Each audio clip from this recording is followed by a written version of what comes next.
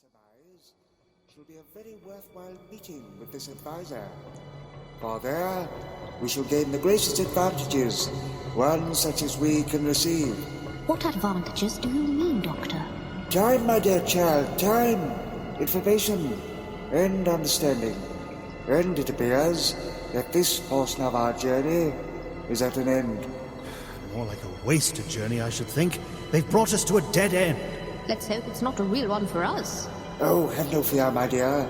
I have full faith that Pardok and his followers have yet to show us the way forward. This is our advisor's laboratory. Laboratory? So, your advisor considers himself a scientist, as well as a counselor. Which sciences does he provide for your Voord, I wonder? He will provide us with more than science. Through him, we shall have our greatest opportunity. Opportunity? What sort of opportunity? Soon you shall know. Soon you shall see. Do not move until the portal opens completely. Yes, the portal. Does it keep outsiders from venturing inside? Or perhaps the resident within from exploring without? Yes, there is still much to discover.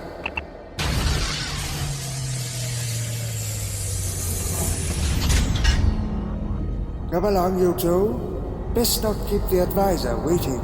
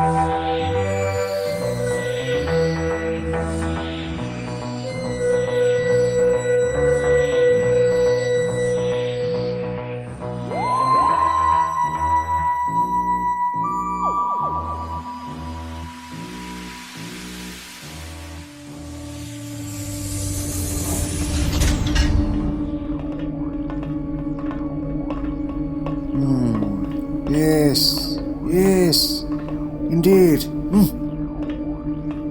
It's the TARDIS. Are you certain, my dear? Oi, wait a moment. The room is grey. The round things in the walls are silver, not white. And there's a door where the computer should be. Stephen, it isn't the same. Yes, you're right. It almost looks like... Oh, no. I'm afraid your realization is correct, my boy. This is not our ship. Not my TARDIS. What's going on, Doctor? If this isn't our TARDIS, then whose is it? Whose indeed, young Dodo? This is the prime question to pose. And I know the one person to ask who can provide the answer.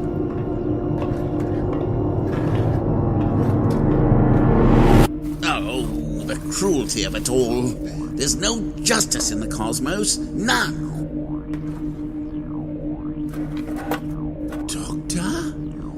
Doctor?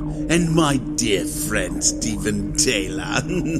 Oh my goodness, how blessed it is to see familiar and friendly faces here in this uncharitable place. Familiar I may be, sir. But friendly I refuse to be with you.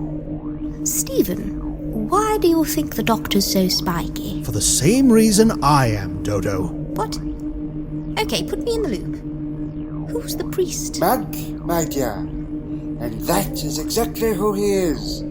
That is how you like to call yourself these days, after all, is it not? It's certainly what you call me these days, Doctor. And I'm glad you take the time to remember me so well. I'm never glad to think of you at all. Except when I am forced to tolerate you. Oh, Doctor, can't we forget any past misunderstandings? Misunderstandings? Whenever we run into you, you bring us nothing but trouble. And the last time we met, you were perfectly happy to sell us out to Mavic Chen. Oh, my friend, it was all just a joke. A simple practical joke all done in good fun. If that was a joke, then it was entirely lacking in humor. Well, it was all such a long time ago. Best to put it all behind us. I can assure you. Life is far too important to waste on such petty trifles. Besides, despite those villains and their plans, which threatened my life just as much as yours, I might add, I did you no lasting harm. You're here now, aren't you? Maybe, but it wasn't that long ago for us. I certainly haven't forgotten. No? Well, it certainly feels like an eternity for me. Which reminds me, where are my manners? Greetings, my daughter. It's a truly rare pleasure to meet a being with a friendly face in this strange land. I assume you're the doctor's most recent companion, acquired during his travels? I never thought of it quite that way, but yes, I suppose I am. I'm Dorothea Chaplett, but my friends call me Dodo. Oh, now, that's such a rare name. I hope such bright humor never becomes extinct among humans. And your surname, French, yes? I freely admit they have some very cozy abbeys in that country, and I hope, as your newest friend, that I may call you Dodo? Sure, why not? Nice to meet you too. Are you really a monk? I find the lifestyle agreeable and the attire comfortable, so yes, I suppose that's the best way to address me. I am a committed monk. Committed? Your only commitment is to middling in the matters of time. Moreover, you'll rather enjoy yourself. Now, Doctor, just because my TARDIS is a more advanced model... Wait a sec. How is it that you have a TARDIS? Unfortunately, I have an answer to that question. The monk and I share the same home planet, although there our association ends. No further association. I thought we might have been sociable once, Doctor. Thankfully, I've never thought the same. But now, more to the point, what are you doing here? And how are you the advisor to the Voord? As I recall, your ship was lacking a directional control unit after our previous encounter. Yes, and a sneaky bit of thievery that was. I mean, really, such uncharitable vandalism was uncalled for. Or if you wanted to go somewhere so badly, all you had to do was ask me for the circuit. You've no idea how long I slaved to design a replacement. Not long enough. Now answer the doctor's question. Stephen, don't be so hard on the nice monk. All right. Such a prickly pear you are, young man. You ought to take a relaxing holiday and seek some solace to your soul. But the answer is simple. After the doctor stole my directional unit, I was forced to replicate the circuit. There I was, stuck on a desolate planet of ice, quite capable of leaving, mind you, but far too weary to chance my poor injured TARDIS wandering into even more inhospitable territories before I managed to connect my coordinate vector controllers into the navigational command system to act as a partly worthy substitute. But then I found my solution proved far less reliable than I had hoped. Why wasn't it helpful? Because, my daughter, I soon found that my poor machine could now only travel to places she had visited before. All other wonders of the cosmos were barred before me. Oh, considerate Dodo, you can't imagine how it felt to be one such as I, a journeyman whose travels were confined solely to the lands he had inhabited in prior days.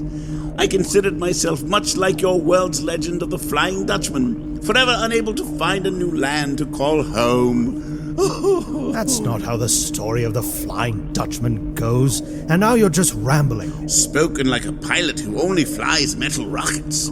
You've not a romantic bone in your body, young man. Oh, but my tragedy, I hope, will soon have a comedic conclusion, thanks in large part to my inspired preparation. What kind of preparation? Your sweet kindness does you much credit among unfeeling company.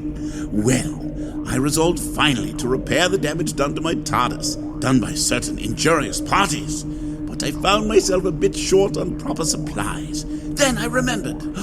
I had once deposited secret caches of my technology on some of the various worlds I had visited in my earlier travels, just in case I should return to those planets for further improvements to their history. You mean more of your middling? Oh, Doctor, we've been over this many times. You call it meddling, I call it improving, and I like to do it when and where I can. But no matter how we judge my activities, I knew I needed to locate the right cache that contained sufficient raw materials for long-term repairs to my TARDIS. And so, I thought long and hard about which cache was which, and I knew I could rule out planets like Earth, Zeros, and Avalon before I remembered my days as a scientific consultant to Yartek. Yartek? Who's that? Oh, just the Voord leader I opposed on Marilus, child. I also imagine our current captor Pardok is his equally intractable sibling. So, it seems I must congratulate you once again on another successful repair to your ship, though I cannot apologize for causing the damage. Nor do I imagine you shall ask forgiveness for the continuing fact that you've shared secret information with more than just the peoples of Earth. Yes, it's clear you've kept not only primitive, but dangerous company. Furthermore, you somehow imagined the Voord as good candidates to help you restore your TARDIS's navigation. Oh, hardly candidates, Doctor. The Voord are mariners only in this dimension. And we pride ourselves in our exploratory prowess. Oh, my dear fellow, you're still standing there. I hope you've come to deliver something special. We are deploying the device upon the surface. We must descend immediately. We have to go down there? Oh, all right. Well, Doctor, since we must relocate, I suggest we use the lift just down the outside corridor. We can ride together. You will come, won't you? If I am to be your prisoner, I must remind you that my friends are of no threat to you and must be treated fairly. Oh, Doctor, please be easy. Your friends are my friends. Although whether young Stephen accepts that, I'm not so sure. But I'll never allow any harm to come to him or the delightful Dodo. They shall be safe here in my TARDIS while we conduct our business on the planet's surface. And I am to trust your word when you openly ally yourself with aggressors such as the Voord? Ah, yes. Well, shall we discuss the particulars of my present circumstances during our transit? I'm convinced the forthcoming information shall put your mind at ease. Enough talking. We shall delay our departure no further. You heard the man. Or Voord, Doctor. Best to go. Yes. Stephen, Dodo, I shall return to you as soon as the situation permits. In the meantime, I advise you both to accept your situation and adjust accordingly. You can trust us to listen to your advice, Doctor. Be careful out there, Doctor. And you too, Monk.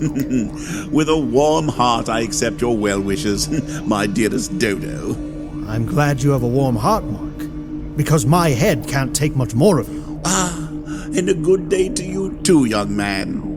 One thing is clear about your current condition, Monk.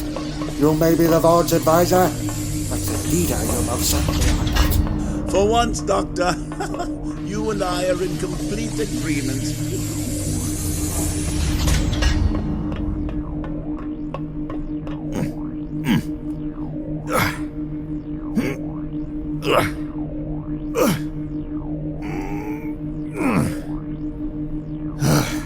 We've got to find a way out of this room.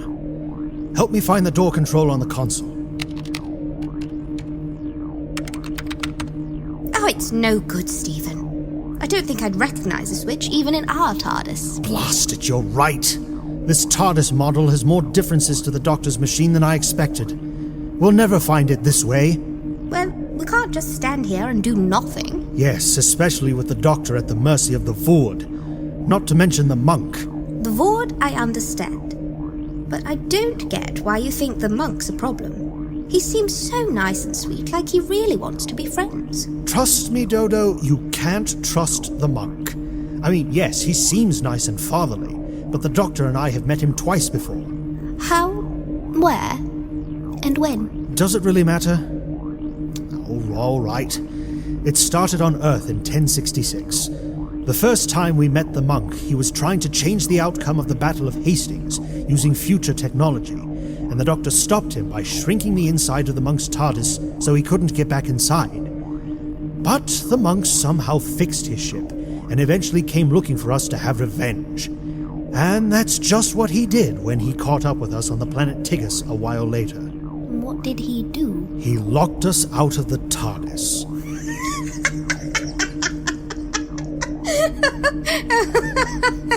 I'm sorry. And just what's so funny? I just was thinking he tried to kill you or something. Well, he might as well have. Tigris is a volcanic planet, you know.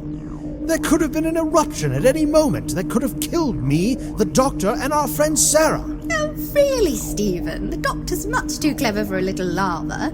And besides, it only sounds like the monk wanted a sort of payback, not revenge. I mean, haven't you ever been pranked and wanted to get back at the person? It was more than a little prank, you know. And the monk is more relentless than you think. Right after we escaped Tigris, he followed us to ancient Egypt to settle his score again. And the Doctor had to wrap him up like a mummy.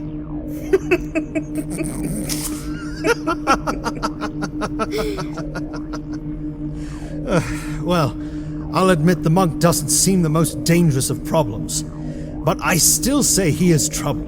And if he's working with the Voord, then the Doctor's got real problems. If you ask me, I think they're both in danger. The monk seemed just as worried about the Voord as we are. So, no matter what we think about him and his style, we've got to get out of here and help the Doctor fast. Yes, you're right. But I just can't figure out where we go from here. Unless... Unless what? Follow me.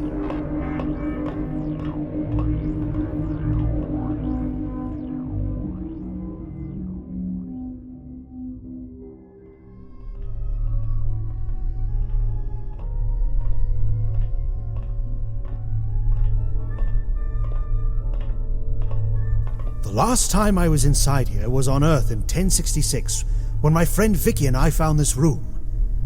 I guess it's the monk's memorabilia collection or something like that. I'm sure I glimpsed a matter transmitter somewhere in this mess. Matter transmitter? You mean like what Professor X used? Professor X? Yes, Professor X. It's my favourite programme on the telly. Makes for great Saturday tea time. If you say so. There's not much need for television in my time. But there's a lot more stuff in here now than there was the last time, and it looks like the monks jumbled it all together even worse than before. We've got a long search ahead of us.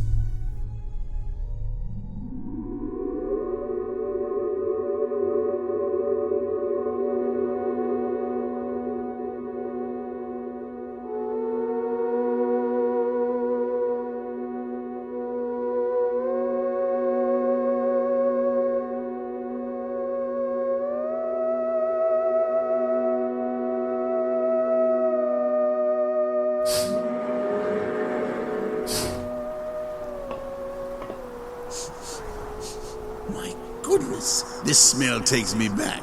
Almost feels like home. Do you remember, Doctor? I have very few good memories of my beginnings anymore. But why should I share them with you? As if this were an afternoon stroll. I'm your prisoner, after all. So this is the surface of the world, so beautiful to behold from space. Yes, this world is a wonder to discover and enjoy. Remain silent and disembark from the ramp. Monk, we have deployed the device 10 Maranax ahead of our current position. You will both move towards the location now. That means it's only about a few hundred meters north of us, Doctor. I know how much you like to think of things in Earth terms. Thank you, but I'm aware of some range of universal units of measurement. Yes. I'm sure you have a wide range of knowledge of the cosmos by now, Doctor. So, you clearly have a grim history with the Voord. A most grim history. I've encountered and defeated them on several worlds across millennia of their history. A brutal marauding history of unrepentant aggression, endlessly pursuing the domination of other peoples. Daleks! Daleks? Where? Don't tell me they're hiding somewhere on the surface. Have no fear, my childish friend. The Daleks are not here. I can sense that much. No, what I mean is, they are very much like the Daleks, these Voord. Even when they're expelled from their homeworlds, out amongst other races, or simply wandering the cosmos. The way of the Voord is the custom of violence and hostility, and you are aiding them. Doctor, you misunderstand. I'm as much a prisoner as you are. A prisoner? Ha! You have the most casual manner of incarceration. Well, it's not a typical imprisonment, I grant you, but I am fully prepared to disclose the true nature of my current circumstances. Ah, a confession. How truly penitent of you. You might find yourself seeking my forgiveness in the end, Doctor. It's all because of you that I suffer so now. I await your confession, monk. My patience is not infinite after all. Oh, yes, very well. But I should speak in more cloistered volume. You know how I said I decided to visit Marines to find the spare parts I needed to repair my directional units. Yes, and quite frankly, I'm surprised that you found these rapscallions on Marinus in the first place, considering how the conscience device so effectively expelled them from that planet. Well, I never actually made it to Marinus, Doctor.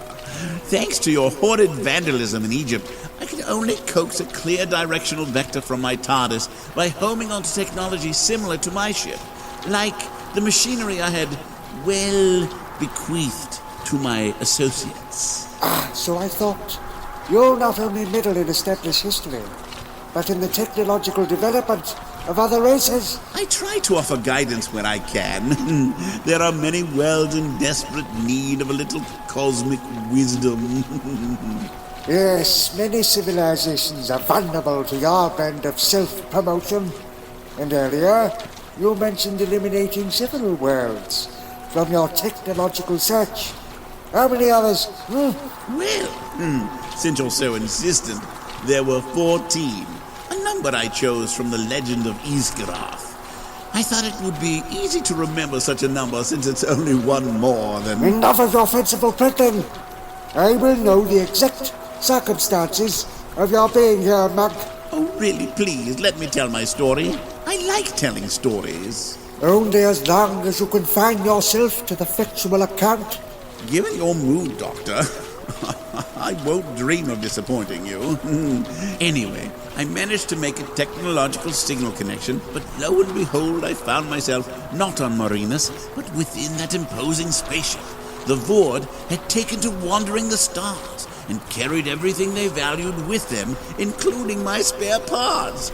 I'd hoped a simple transaction of new materials from my trophy room would ensure my successful bartering. But my former associates weren't exactly gracious company. Still, after some careful negotiations, I managed to inform them of my great need, and they... I believe I can carry the narrative from here. You pleaded with the Voord to release the spare parts you desired, but they refused. However, I can clearly imagine a cunning leader like Pardok would never dispense with such a desperate and willing asset such as you so quickly. And therefore, they bargained with you. And it was an easy purchase of your services, was it not? To regain my complete freedom in time and space, I'm forced to perform a very special service. Monk, look me in the eyes. Now, tell me, just what are the terms of this service? What are you really doing here? You'll find your answer just over that bridge, Doctor. Doctor, please. Doctor, please. Is it? Is it?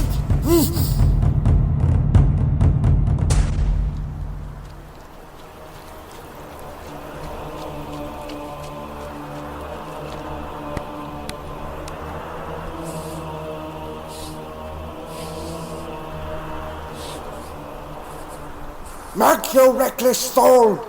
You meddling cretin! This is a Shaper! This is not our home! Doctor, please, this isn't what you think. Not what I think! You insult my intelligence! I know the origins of this machine, and your selfish actions have endangered us all. But this wasn't my idea. Not till it entered the possession of the Voord, perhaps. But you took it from our world nonetheless, and neglected it to these barbarians. Well, the device didn't seem too threatening when I took it.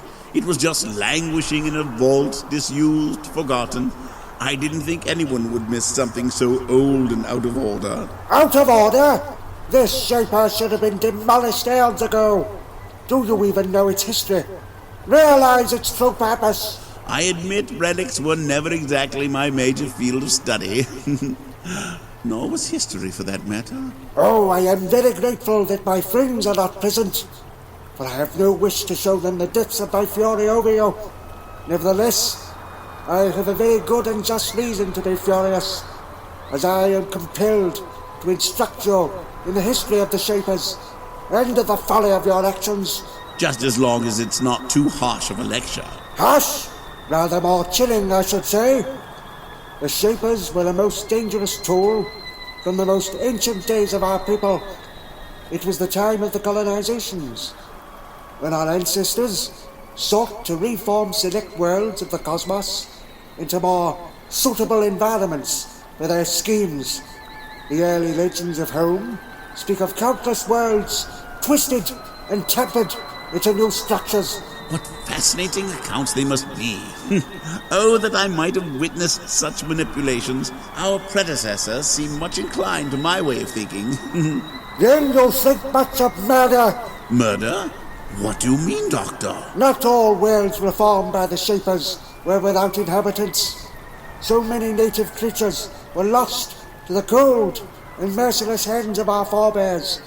Thankfully, even among the ranks of our ancient people, there were those aware of the terrors being wrought. Eventually, reforms were enacted, and the Shapers were outlawed. Surviving models were relegated to museums, simulations, and non-existence. Still, what are such restrictions to a careless interloper such as you, Monk? Or worse, to bloodthirsty warriors such as the Voord? I can certainly agree finding this thing has dealt me more trouble than I ever wanted, especially with why the Voord want it. Explain yourself, Monk. I will know this scheme of yours. It is simple, Doctor. In our advisor's absence, we long ago learned of the multitude of powerful secrets locked within the tools he left behind. After the Arbitans expelled us from Marinus, we sought to unlock those secrets and reclaim our worlds. But we lacked the knowledge necessary to achieve this. Our fortunes improved when the monk returned to us in need of our courtesy.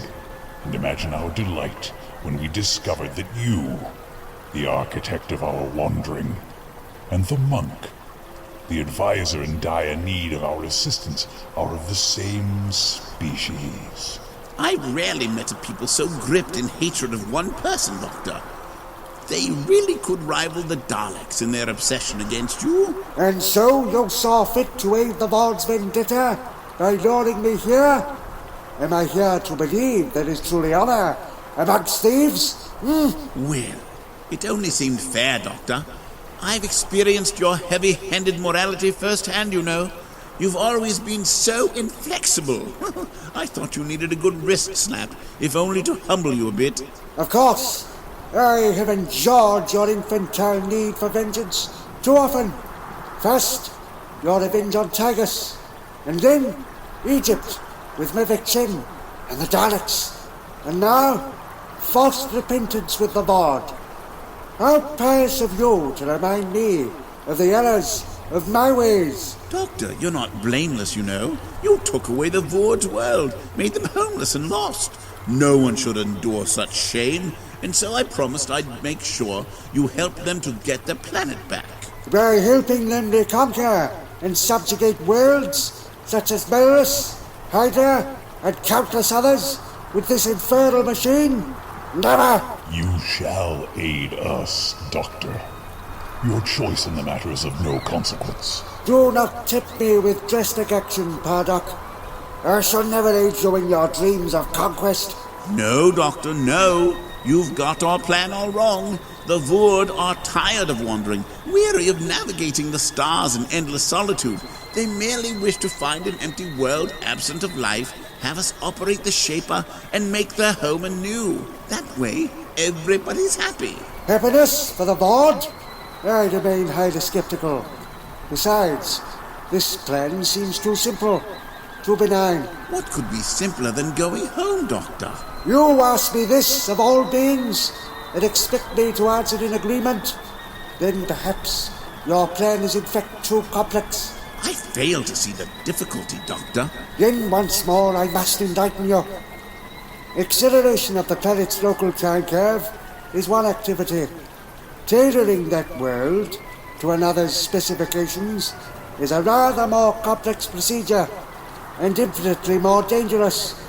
Exposure to the compressed matter and time would cause any life form to conform to the newly forming energy field.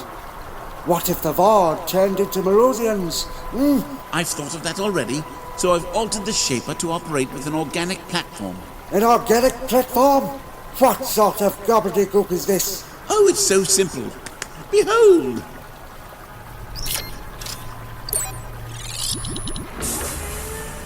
I can now control the time crunch to form a specific planetary meme through the insertion of a sample of that world's native organic material, specifically a living host organism.